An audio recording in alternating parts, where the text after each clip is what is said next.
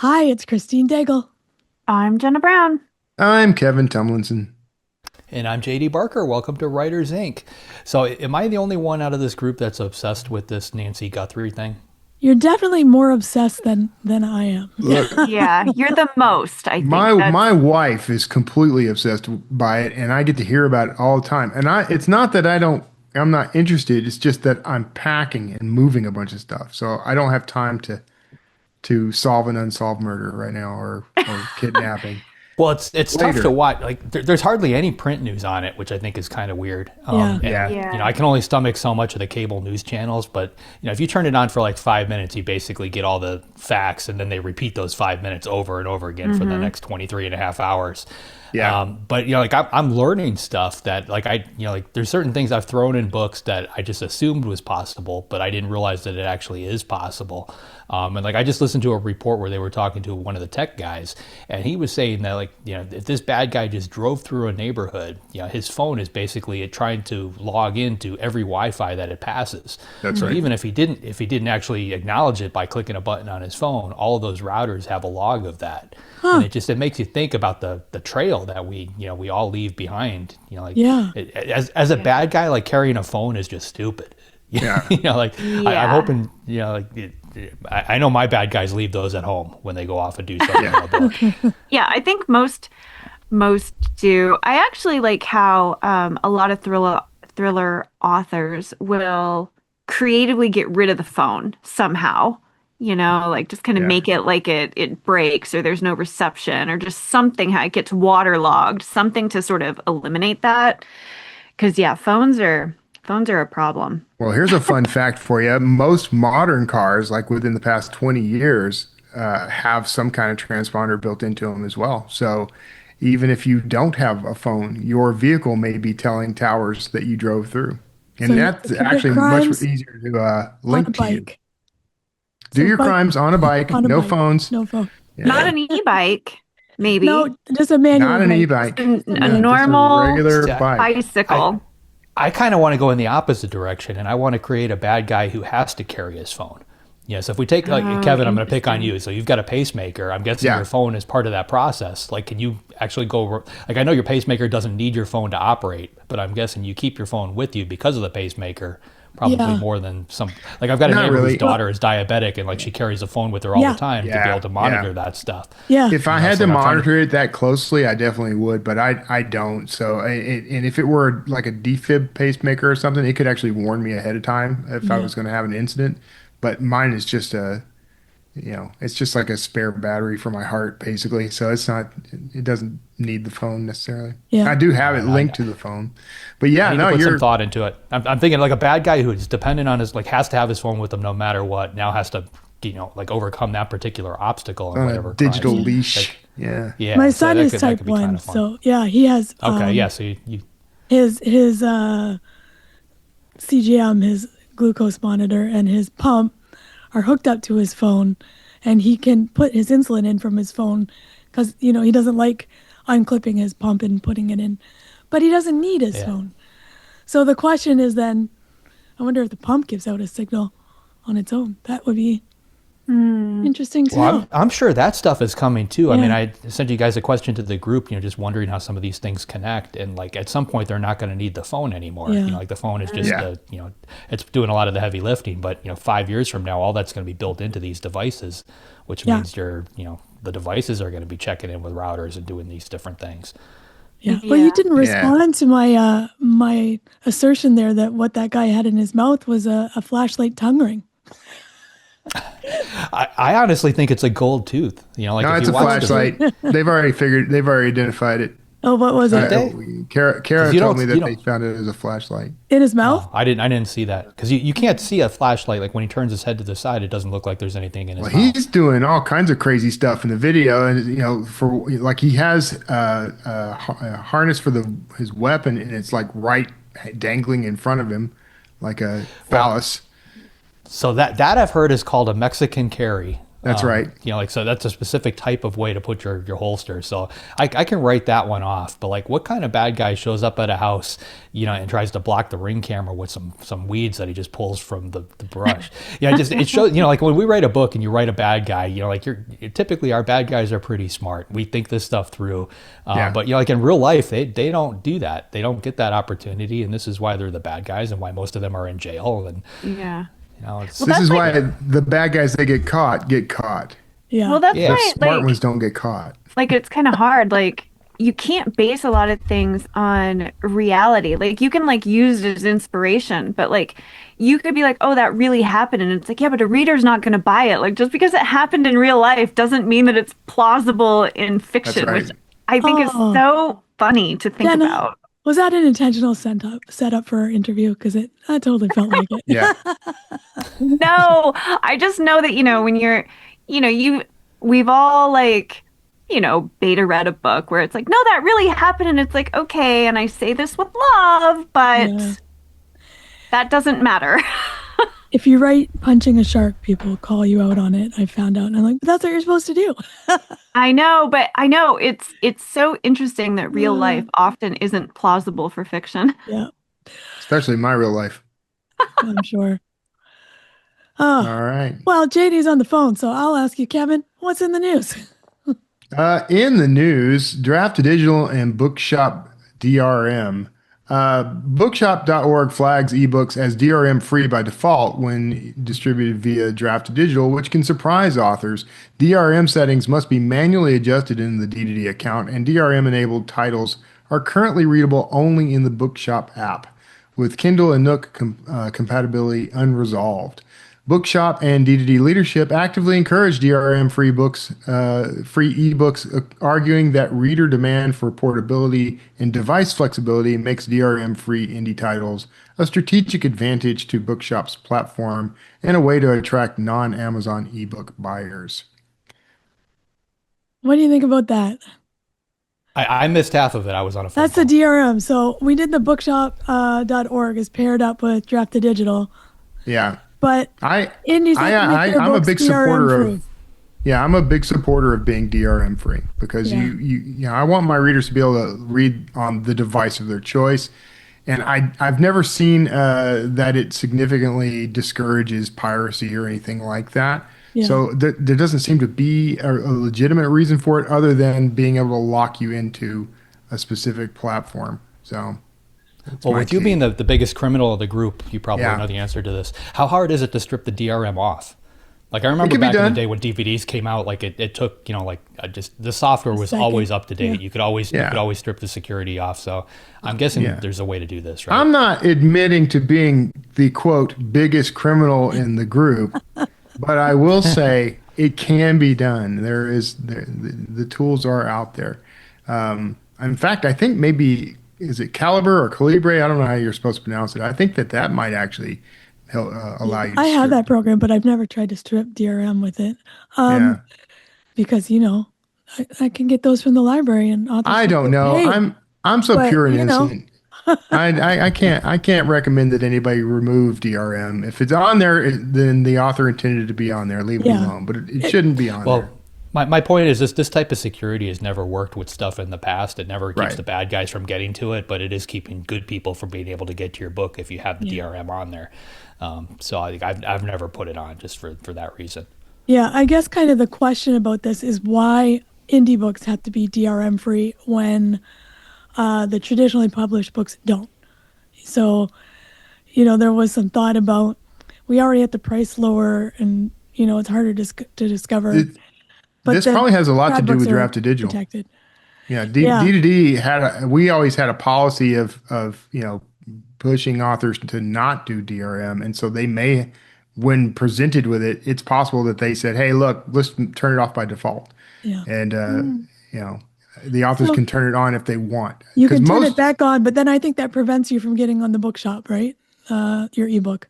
It might. I don't know. I don't know. Something to look into anyway. Yeah. Yeah. All right. Next up, Unhappy Returns. Harper's Bazaar short story contest. Harper Bazaar. Let's start that again.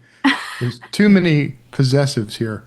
Harper's Bazaar's 2026 short story contest quietly reinstated a controversial copyright transfer requiring the winning author to give up full copyright rather than simply licensing publication rights, a practice widely criticized as unnecessary and author unfriendly. The rights language is ambiguously worded and buried in dense fine print, meaning entrants could easily miss it. While legal experts say only the winner is affected, it's still considered a bad idea for writers. Yeah, Yeah. Well, this agree. is one of those.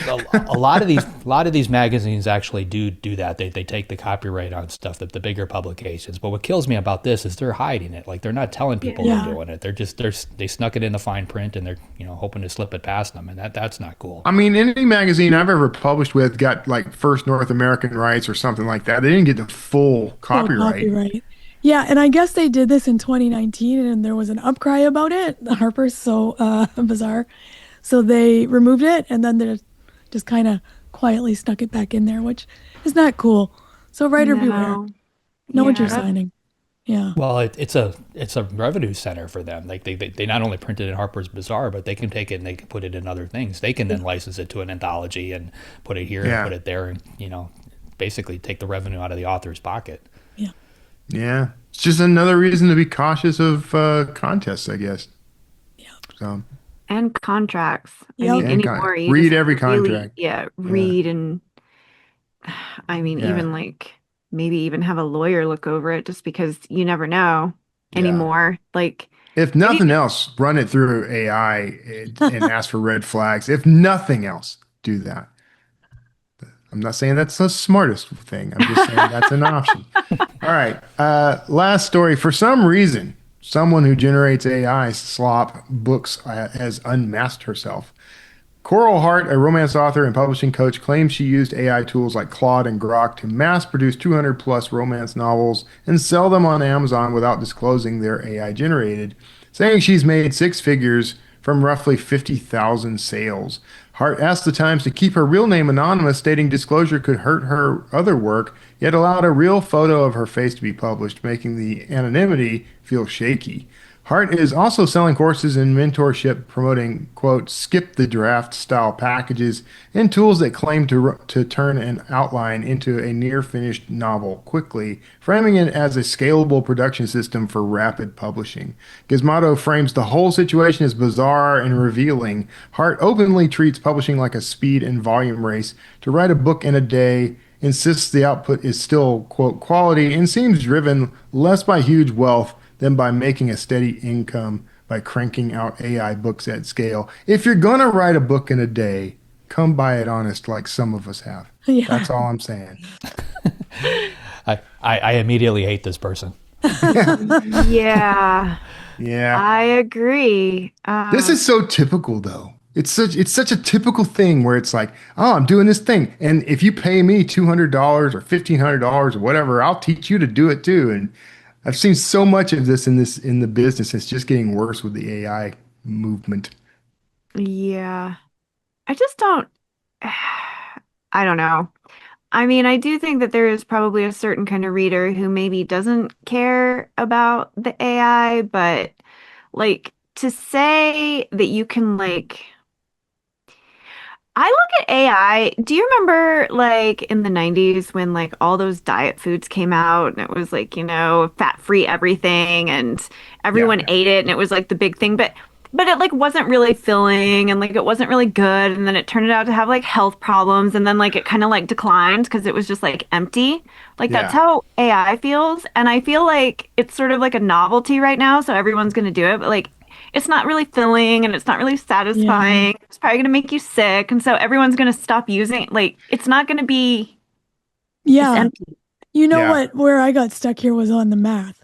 So she made 50,000 sales on more than 200 books, which is Right. less than $250 a book. Yeah. So, that's Yeah. not really very good. No. I'm just saying. Well, it said made six figures from roughly 50,000 sales. So she made six figures with 200 books. Oh, 50,000 sales. Okay, I see. Yeah. But that's still it's less than, so it's less than 250 sales a book. Yeah. So she's Something like selling that. roughly But 200 that's still copies. not good. That's not Yeah. good. No, that's not good. Yeah. No, yeah, that's the whole bulk model, right? And Yeah. Yeah. I'm gonna say I kind of want people to do this. I want a lot of people to do this, and here's why. Oh Because God. it's ultimately it's gonna burn itself out. Like people Yeah. are gonna get tired of seeing Well, yeah. garbage, and those of us that are writing the books, we roll in. I mean, maybe distinction and differentiation is going to become Yeah. challenging, but that's always been a Maybe challenge. this is So why traditional publishers are trying direct sales. They are expecting it to swing back and people to be looking to them as tastemakers. I don't know. And maybe quality. this is why we We'll need see. DRM. I don't know. Is this a DRM I scenario? don't know. I don't know. I don't know You anything anymore. one of my checks whenever if I stumble into like a Kindle book that I want to get because the description is good, one of the first things I always look at is I try to see who the publisher was, and if it's the same person, like their name is repeated under their publisher, or you can tell that it's some that they're doing this on their own. Like I kind of treat that as a red flag, and I probably shouldn't, but I think my next check is going to be if they've got 400 books under their name. And they're all published like in the last year. Yeah. I'm probably not going to pick up that title. This is what I was saying. That's that's Yep. a problem really, because if there are people who are prolific. Maybe they don't have 400 books, but I had a goal at one time that I wanted to do like the pulp fiction writers and have like 1,500 books, and I was going to plow through and do that. And now there's a disadvantage to having more titles. Yeah. I don't know. I don't know what the answer here is, because I want to continue writing until I'm dead, and that means there's going to be a lot of books. Yeah. I don't Is know, that going but to hurt me? when I was young and more pretentious about things in general, I would only buy books based on their publisher. I know people would be like, nobody buys books on their publishers. I Nobody did. buys books based on. No, I used to. I still I don't do now, but I used to actually. do it. Like Yeah. I think I am warier of certain presses and Yeah. indie, and like you just don't know, and so like you do have to like kind of read the sample and get familiar with things and trust like word of mouth more, because like there's just so much out there. Eh, like I want to make sure that I'm going to actually like set myself up for success versus not, and I know what kind of styles I like, and so you kind of start trusting specific imprints and specific authors. And even if you look in the back, I always do, but like who the editors are. And like you kind of develop trust for that. Like, Yeah. okay, this person is going to Yeah. be good. Okay. I could see, and this is possible. I don't know if this would help, but it might be a scenario where the sample becomes the selling point for it. If you can read the first couple of pages, so maybe there would be an advantage to just putting like the opening of the book on the book description rather than trying to use the old tried and true marketing Here's an interesting swing. idea. Here's the first 3 pages. Yeah, That's kind of cool. Mm-hmm. All right. Well, Yeah. I'll be your test dummy. I'll Okay. try it out. Perfect. Let us know how it goes. You know that manuscript you've been editing for the past year? The one that's almost done, but never quite gets there? Well, right now, it's crying out for help from this episode's sponsor, AutoCrit. Quite possibly the most powerful all-in-one writing platform, AutoCrit puts an entire publishing team in the palm of your hand. Get access to customizable automated alpha and beta readers, plus series-wide story analysis, marketing support, line editing tools that can help you catch the mistakes you miss, and even more, including exclusive craft events only for members. The value is insane, and right now you can grab lifetime access for just one payment. No monthly fees, no usage limits, no caps, no tokens. At AutoCrit, unlimited means unlimited. It's time to finish your book. Start making real progress, escape revision limbo, and publish with confidence story after story. Check out autocrit.com/JD to save 50% on lifetime membership right now. That's autocrit.com/JD. JD, who's up this week? This week we've got Benjamin Hale on. Benjamin's writing has appeared in Harper's Magazine, Paris Review, the New York Times, Washington Post, and many others.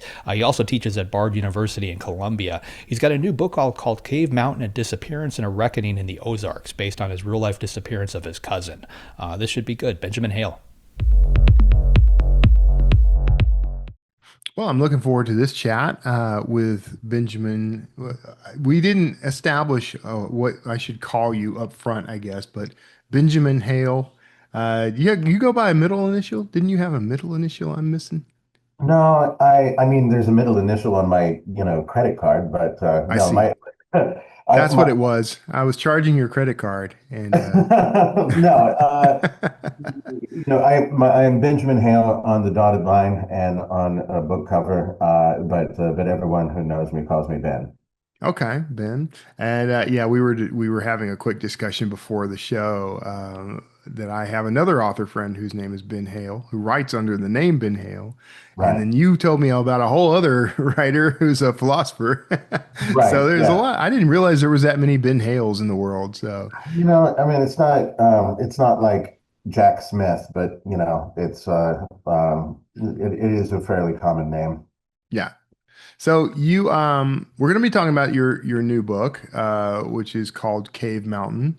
But let's before we dive into that, we kind of like to get a little bit of the origin story of writers. So let's start there. Like, what was it that, how did you get here? How did you become a writer? What led you here?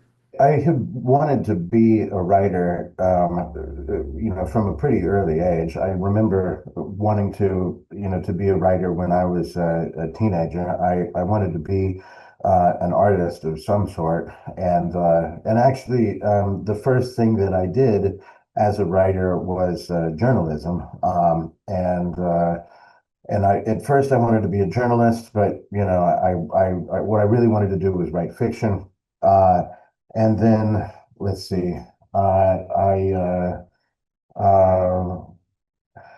the most formative period of time for me as a writer, or like building my um, life and style, and kind of honing my style. The biggest leap forward that I ever had was I dropped out of college after my sophomore year, and then I spent a year uh, I was working various jobs, but ultimately the job that I did the most for that year was working at a bakery, baking bagels in the middle of the night. I would have to Yeah. get to work at 3 a.m.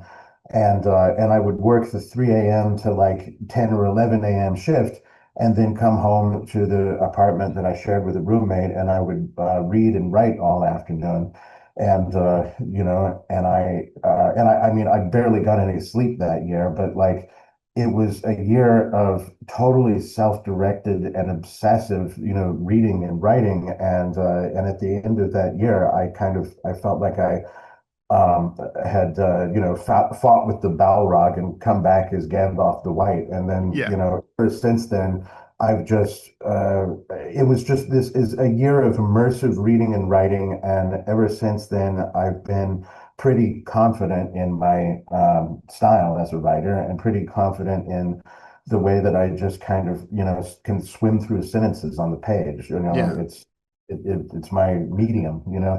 And then I finished college. I majored in classics, and translating ancient Greek was another thing that really made me as a writer. It's something that I often tell my writing students. I teach at Bard College and at Columbia, but something I often tell the students who want to be writers is there is absolutely no better exercise for building the muscles a writer needs than translating from another language into English, Yeah. because it forces you to slow down and think about the grammatical structure of every sentence very carefully, and it forces you to make decisions. It forces you to think, am I going to use this word or this word, and why? Because you have to take into account how accurate it is to the original, but also the connotations to a native English speaker who's going to be reading this. And you've got to think about all the reasons why you choose one word over another, and that's exactly what a good writer does, you know. And so between that year in the wilderness, getting up at 2 in the morning every night and reading and writing all afternoon, and then translating ancient Greek in college, those are the things that really kind of, I feel like, forged me as a writer. And then,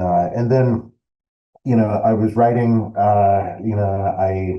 after college, I painted houses for a while. I, did all kinds of stuff. And eventually I went to the Iowa Writers Workshop, and I just absolutely loved the place. It was incredible. And then the 3 years that I spent in Iowa, that also really it furthered my craft as a writer and career. I suppose that's the idea, is to do both. By the time I was done with the 3 years that I was living in Iowa, I left the place with a finished draft of what became my first published book, which was a novel, The Evolution of Bruno Littlemore, that came out in back in 2011. Mm-hmm. And then 5 years after that, I published a collection of short stories called The Fat Artist. Yeah. And then in the past, after I published that novel, I did a lot of science writing because the book has a lot to do with animals and evolutionary biology, which are subjects that I'm really interested in. They're very crucial to that novel. And so I had a kind of interesting side career for a little while as a science writer, which I really enjoyed because I really loved talking to scientists and then kind of distilling it in a way. Maybe perhaps I flatter myself, but I like to think that I'm pretty good at talking to scientists, listening to what they're saying, and then understanding it and explaining it in a way that a lay reader would understand it. Yeah. And so I did that for a time, and then I started teaching at Bard, and my science writing kind of I haven't done it for a while, but and then this book, Cave Mountain,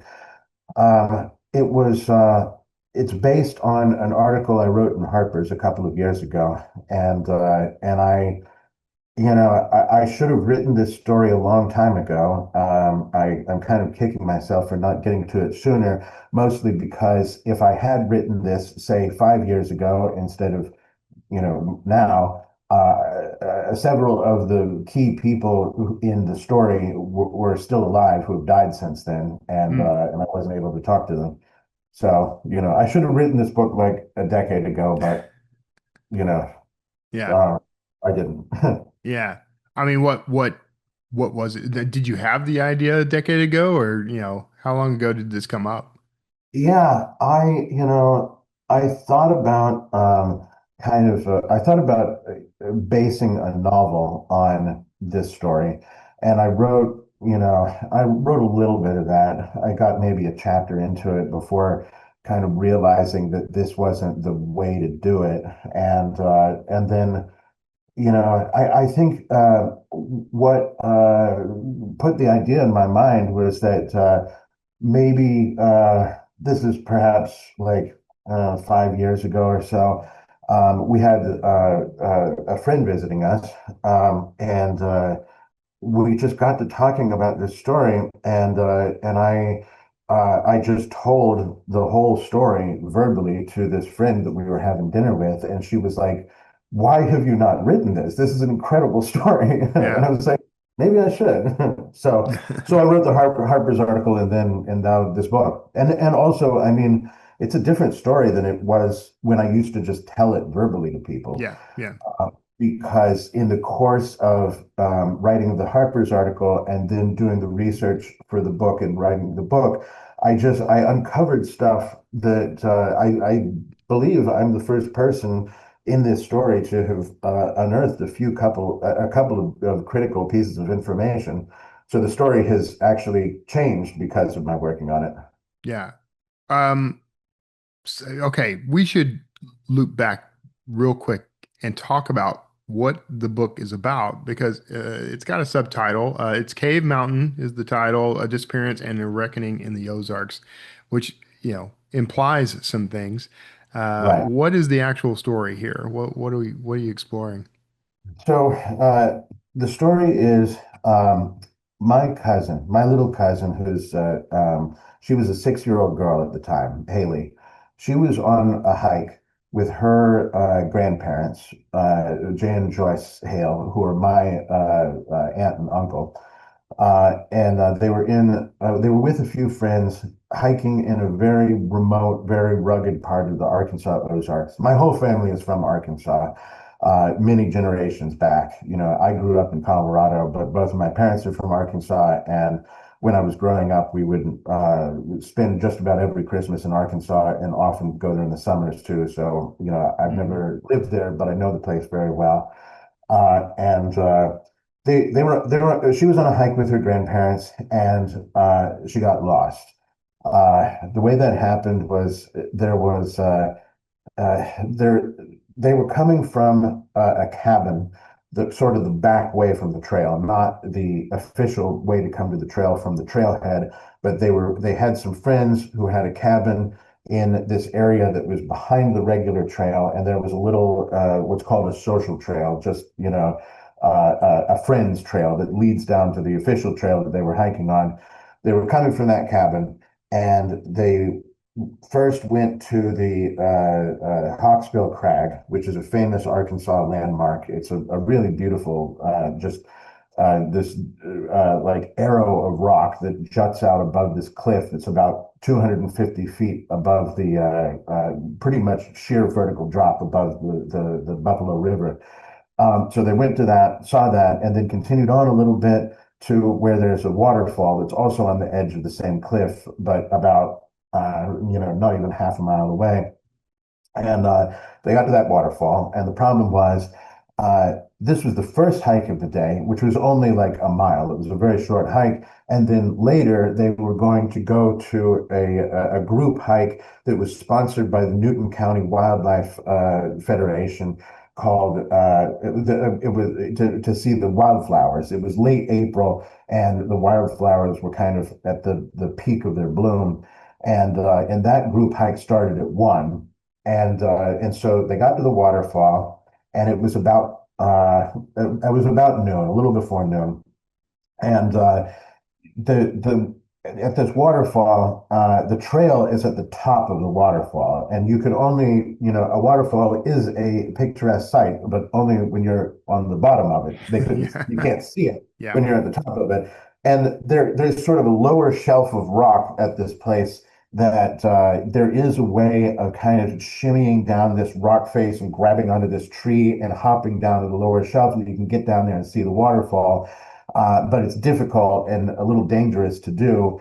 My Uncle Jay was able to do it, and a friend that he was with, they scrambled down there, saw the waterfall, and then climbed back up.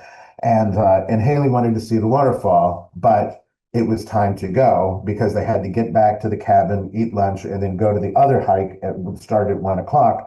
And so she wanted to see the waterfall. It was time to go. That was the situation. And she just threw a fit, as a 6-year-old girl can and often does. And she was being difficult. She sat down on a rock and refused to move. And everyone else started going back, and my Aunt Joyce was like, "You guys go ahead, fix lunch. I'll stay down here and deal with the kid problem. I'll get her back somehow." Joyce exhorted her granddaughter to move off that rock. She couldn't get her to move, and Joyce kind of pulled the nuclear option of trying to get a kid to do something she doesn't want to do, which is play upon the fear of abandonment. Say, "I don't know about you, but I'm going," and then walk out of sight, wait kind of a while, because if you go back too soon, she'll know you're bluffing. And then sure enough, the kid will come. She did that a couple of times. Haley came, and then she tried it again. No Haley. And she was like, "All right, went stomping back. Now I'm really mad. And she was gone. She was gone for 3 days. Oh, They couldn't find her. And it was a really, pretty, by the end of the day, there were about 100 people out looking for her. They called the local sheriff. There were police from neighboring districts that came in to help look, the park rangers. There was a guy who specialized in search and rescue missions with the Park Service, who organized the search and rescue mission operation. They had a couple of helicopters with heat-seeking devices toward the end of the day, and she was gone for 3 days. mm, And the story of how she got found is kind of an incredible story too, because Haley's father was a National Guardsman, and he was in the middle of his annual 2 weeks of mandatory training at Fort Chaffee when this happened, and he got a call from his wife, my cousin Kelly. Haley is technically my first cousin once removed, but because her father, my Uncle Jay, is so much older than my dad, like 20 years. Haley and I feel more like of the same generation. That's why I call her my cousin. yeah. Well, Kelly is technically my cousin, and he got a call from her, and he, freaked out and ran over to the Cave Mountain in Newton County in the Buffalo National River Wilderness where this takes place. And when he got that call, there was a friend in the guard who happened to be standing near him, Vixen James, who told him, "I'm from that area. I know that area of the Ozarks like the back of my hand." And shortly after Steve left to go join the search, Vixen and another friend asked their superior officer for leave to join the search. They got it. They went and joined the search, and then they helped with the search for the next 3 days that unfolded. And toward the end of that, there was they used search dogs, and it happened several times that some of the search dogs would pick up a scent, they thought, right around the area where Haley was last seen, and then they would follow it through the woods, and the dogs would lose the scent at the edge of a dirt road that goes across Cave Mountain called Cave Mountain Road. And it always ended at the road every time they tried to search with dogs. And that led the police to think that the reason they weren't finding her is because she wasn't there, that someone driving on that road had picked her up and taken her, abducted her. Mm. And on the third day, Steve and Kelly, they say that the first 48 hours are the critical window for a missing person. After that, the odds of finding the person alive drop off precipitously. Right.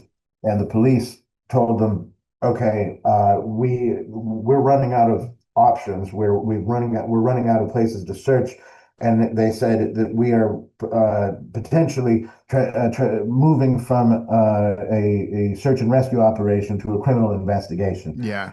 And Stephen Kelly at that point started freaking out. They weren't before that moment at all. They were pretty clear-headed about it, and they were sure, no, she's got to be on here somewhere. Right. I mean, there's this. It's an element in this book is the moral paranoia about like how can some evil pedophile be like Right.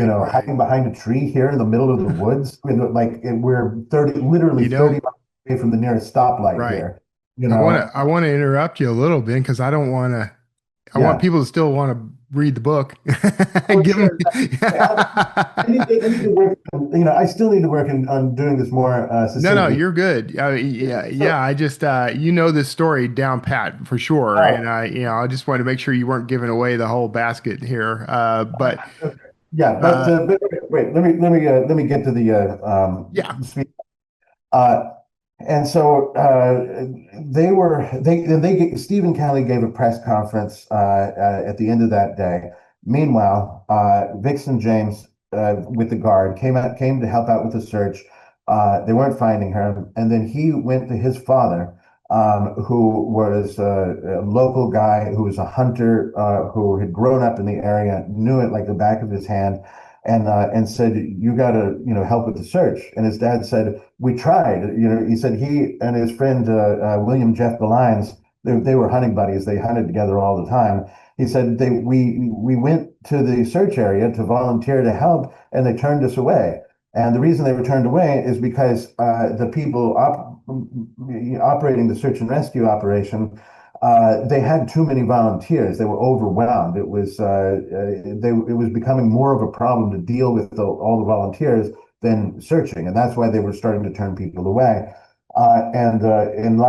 Vixen's father, Lionel James, and William Jeff Belines went looking for him along the low ground, along the banks of the Buffalo River, and the reason the search and rescue people weren't looking there is because they were convinced that she was still on top of the mountain somewhere. The trail is along the edge of a cliff. It's about a 250-foot drop, and it's pretty much sheer vertical drop. And they were convinced that the only way she could have gotten down was by falling off of it. So they looked for her corpse at the bottom of it, but didn't find it. That's why they thought she was still on top of the mountain. On that first day, unbeknownst to anyone, and it's not clear why, she climbed down. She found a place that was gentle enough slope to do this. She climbed down the mountain and got all the way down to the banks of the river on that first day. Wow. And then for the rest of the time, she was just wandering up and down the river. And they found her and they brought her back, and she was okay. She was a little dehydrated, but there was nothing else wrong with her. They took her to the hospital and released her the next morning. And then after that, her parents wanted to. They didn't like all the reporters camped out on the lawn. They didn't like what this was doing potentially psychologically to their daughter. So they took her away for a short trip of a few days. They asked her where she wanted to go. Her favorite thing she'd ever seen was the Gateway Arch in St. Louis. So they took a quick impromptu family vacation up to St. Louis. And on the way over there, she told her parents about the imaginary friend that she'd had when she was lost in the woods. She said she was very specific about it. She was 4 years old. Her name was Alicia. She had dark hair she wore in pigtails. She wore a red shirt and purple pants and white sneakers, and she had a flashlight with her. And she said that she had had this imaginary friend, from the moment she realized she was lost until the moment that she was rescued. Wow. And that kind of made their hair stand on end. And that story started circulating amongst all the adults who were involved in the operation. And then months later, there was this guy, Tim Ernst, who is a photographer who at the time lived in the area where Haley got lost. And he opened up his house to Haley's parents and grandparents and a lot of the people who were looking for her. They stayed at his place while the search was going on. And that guy became friends with the family. And a few months later, he sent an email to my Aunt Joyce saying, my wife asked me the other day, we were talking about Haley's Alicia, and she asked me if there'd ever been any little girls who got lost or died in those woods. And I said, yes, actually, there was this crazy incident that happened sometime in the 70s where there was this cult that murdered a little girl and buried her in a 5-gallon plastic paint bucket in the woods, pretty close to where Haley got lost. And that sent my Aunt Joyce into detective mode, and she started looking into it. And to the Benton County Police, because Tim remembered somehow that they had been taken to Benton County for some reason, which is a good hour and a half away from Newton County where this happened, and it happened to be where Jane Joyce lived. And she asked the sheriff if they knew about this case or had any records of it, and they said no. But someone there said Tom Keith was involved in that case somehow. Tom Keith happened to be a pretty good friend of Jane Joyce's. He was about the same age, and he was, a Democrat, kind of a pillar of the community kind of guy. He and Jay had served together as volunteer firefighters and so on. And she went and asked him about it, and he said yes. Before I was a judge, I was a public defender, and he said it was one of my first jobs out of law school. I was assigned to defend the only defendant who was accused of that crime, whose case went to trial, which was the mother of the girl who was murdered, who was a member of the cult. And there were 4 people who were convicted of that murder. The other 3 got very long prison sentences. he believed that the mother never should have been convicted, that she was just as much a victim of the cult as her daughter had been, and she shouldn't have been convicted or sentenced to any jail time. But she was only sentenced to 5 years. She served half of that, and then she was only 22 when this happened. When she got out of prison, she was 25 and had the rest of her life in front of her. And she got married, had another family, and kind of lived the rest of her life. But she'd always kept in touch with Tom Keith, who had been a major, she called him her rock. And Tom said to Joyce, "Well, I'm in touch with her. Do you want me to put the two of you in touch?" And he did eventually, and they became friends, and they kind of sort of spooked each other out, convincing one another that Haley's imaginary friend was the spirit or something of her Yeah. Lucy Clark's daughter. And it was kind of a very unlikely friendship that came out of it. And in Lucy's case, she said that this whole thing kind of was the only that she had been, to say the least, racked with guilt ever since this had happened. And it was the only thing, believing that the spirit of her daughter had guided Haley to safety, was the only thing that closed the wound at all in her life. She said memorably in one of her emails, maybe that if she survived in some form to help Haley, then maybe she had to die to help Haley, and Haley had to live in order to help me in some sort of way. Yeah.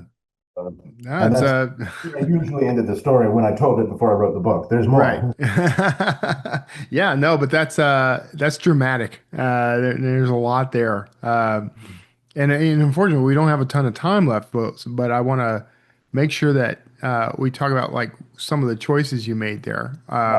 Because you mentioned that you had thought maybe about writing this as fiction, but you landed on nonfiction here. What made you decide to go that route? It sounds like you made the right choice, but Yeah. what was the final decision there? The main reason is because the story is too strange to be a novel. It's too weird. It wouldn't be believable because there are just so many astounding coincidences, and just like in a novel, there has to be an internal sense of causality. Things have to make sense in order for fiction to work. This is reality, and so it doesn't have to make sense. And the bizarre twists and turns and eerie coincidences are all there. It's the story's too weird for fiction. That's why. Yeah, that makes sense. I mean, so was the process of writing this dramatically different from the type of writing you did with fiction? Yeah, I love writing fiction. I kind of consider that my main, thing. Yeah. But I also, I mean, writing this book really harkened back for me to being a journalist, and it's a lot of fun to write journalism. There's something writing this book, researching the book is much more fun than researching fiction, because you get to go and talk to people and meet people and go places and be in the real world and interview people. Yeah. I love interviewing people. I came to love, like, oh, I don't know. One of my favorite moments when I was researching this book was I went to the sheriff's station in Newton County, Arkansas, in Jasper, tiny, tiny town in the middle of a very rural area. And I was talking to the sheriff at the sheriff's station and asking for records from 1978. And I was looking through these records, and the guy was like, and the records from 1978 were extremely minimal. There was hardly anything there, and I was disappointed. And then the sheriff in Jasper said, "Well, the guy who used to be sheriff a long time ago, and he used to be a deputy before that, Ray Watkins." He's really old now, but he works at the hardware store right outside of town. You can probably still catch him. It's like 4:30 if you want to go talk to him. He was around, and he was part of the department back then. So I drove over there, and the guy he was talking about was working at the cash register at the hardware store. He's a 90-year-old man, and I asked him, "Did you used to be the sheriff of Newton County?" And he said, "Yeah." And I said, "Do you know this incident with the cult that murdered the girl who was buried in the bucket in 1978?" And he said, "Yeah, I was the one who arrested him." And that was how I found him. Yeah. Like Yeah. those amazing moments don't, Little you know, serendipitous connections that you make as you go right. along. Yeah. Yeah, they don't So, happen so much when you're just sitting in your, lonely garret trying alone with your brain trying to write a novel. right. Well, we have to wrap up, but this is very interesting, and the sort of there's a sort of supernatural energy to it that I find fascinating. So I can't wait to check it out. But why don't you tell people where they can find you and the book? You can find the book at after March 3rd, which is the pub date at your local bookstore or wherever you buy books. And you can find me. Let's see, I don't have that many readings scheduled yet, but I've got one scheduled for March 12th here in Rhinebeck, New York, near where I live at Oblong Books. I'll be reading at Bard College on March 9th, and I'll be reading at Prairie Lights in Iowa City, Iowa on March 23rd. All right, and you have a website at That's right. My website is benjamin-hale.com. well, thanks so much for chatting with me about it, man. It sounds like Absolutely. a great book. Thanks for All having me. right. It's been a lot of fun. I think I disclosed this in the actual interview, but this was not the Benjamin Hale that I thought I was going to I be know you talking have to. a friend named Benjamin. Who is a very good author as well. So I was still excited to talk to Benjamin. So his whole scenario is really interesting, and he knows every detail of it, which I wonder, do you think sometimes knowing all the details about your story or about the event or whatever that you're writing about, can that sometimes be detrimental? Is it a big positive? Like, what do you think? Well, I think, Well, he, it's good to know all the details about it, Yeah, right? But as long as you don't put them all on the page. that's the Yeah. know, danger. Yeah, what It's he like was saying was like, oh, he understood what he couldn't use, like why it had to be yeah, changed for his novel because it was too coincidental and it didn't make sense from a fiction perspective. So I don't think you can have too many details, but I think you can misuse them or put too many on the page, if that makes sense. Yeah, it's like anything where like if you research like how something works, right? Like they don't want you to yeah, info dump about like an engine or, quantum mechanics. Like they want it in like what's relevant to the plot and what connects the pieces for the reader, what just make enough to have it make sense in the context of the story, which can be hard, especially when you feel like, no, this is important, but is it? yeah, But you could Unless tell that he's been telling this story for a very long time. Just yeah, at parties with friends when he got introduced to somebody. For me, just listening to it, and I'm guessing it's just like having a daughter. Like it was difficult for me to get through that interview, just yeah. hearing that story because you immediately start to picture your own kids in there, and then that got me to thinking about what he initially said. Like if he wrote this as a fiction story, it's okay. It's a good story, but it's not something we haven't heard before. But then as soon as you hear that it's a true story, like that yeah. makes it so much more compelling. Like that really draws you in. Well, that brings up a good question because, like, how do you decide whether a story should be fiction or nonfiction? Like, should he have fictionalized this more, or, where do you decide I that? think it's because it's not really his story, but it's sort of his story. It's his family story. Like I think he's okay writing this as nonfiction. But like if I were to read about this story somewhere and decide that I want to turn it into a book, I would feel more comfortable writing it as a fiction story, just because I don't know all the players, I don't know all the people, I don't know the things that he's leaving out. Yeah, So I think that's in my mind that's where the line is. yeah. Didn't Stephen King write a a book about a girl getting He's lost in got the woods? the Tom Gordon one. Tom Gordon. It's a Yeah. fantastic story. I mean, it's just this little girl wandering around in the woods, Mhm. you know, basically talking to her imaginary friend. I mean, very similar to this, but it's one of King's best. Yeah. So, when you're writing something like this, what responsibility do we have when we're telling a real story that involves like real trauma and real living people and sensitive material? What's our responsibility? Well, that's where it gets tricky. You know, like we talked about this murder that I solved, you know, back in 2009, and I've got a book that's totally done, that's sitting on my computer, and I haven't put it out because so many of the people in there, you know, like they're real people.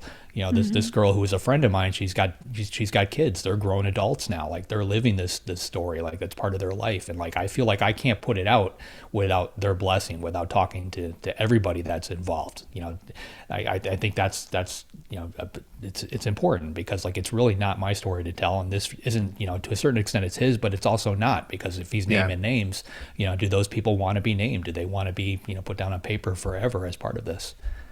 Yeah.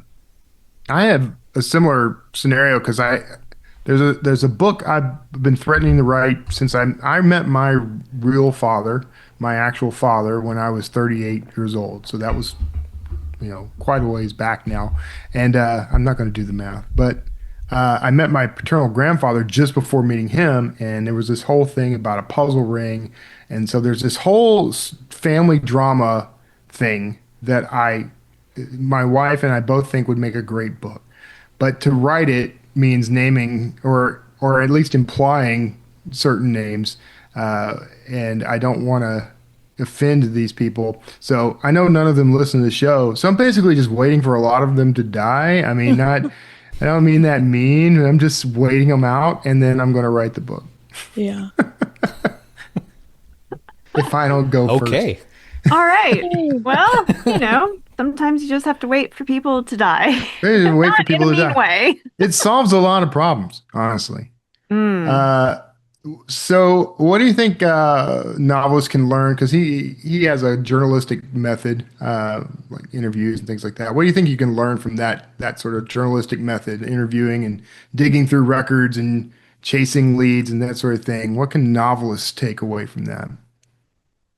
I think they can take a lot. I mean, as far as like outlining and like, I guess if you examine your fiction book in that way, it's probably going to help you figure out what's necessary, what's not necessary, maybe what, you know, plot holes that you might have, things that maybe don't really make a lot of sense, that you might be able to tighten up.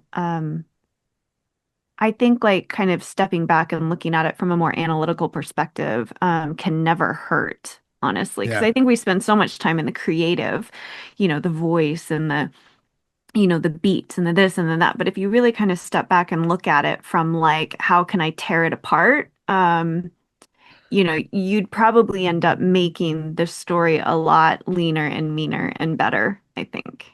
Yeah.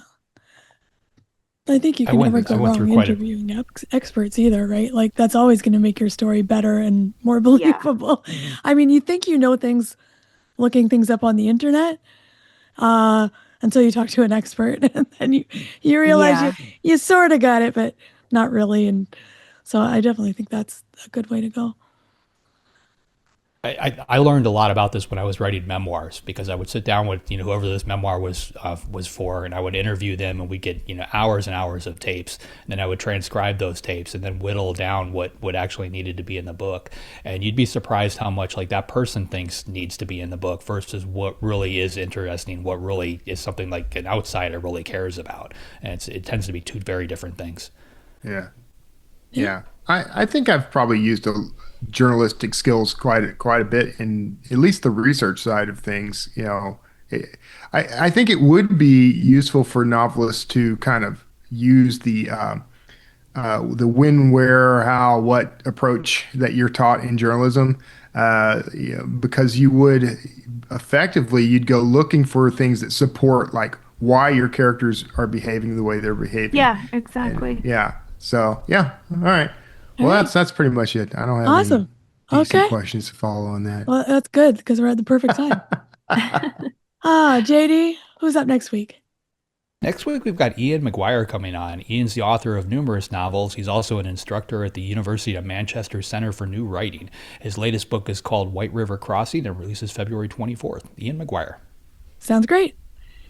If you'd like to be notified as soon as new episodes publish, make sure you go to writersincpodcast.com and sign up now. We'll see you next episode, and have a great week of writing. Thanks for listening to this episode of Writers Inc. Access the show notes and leave a comment at writersincpodcast.com.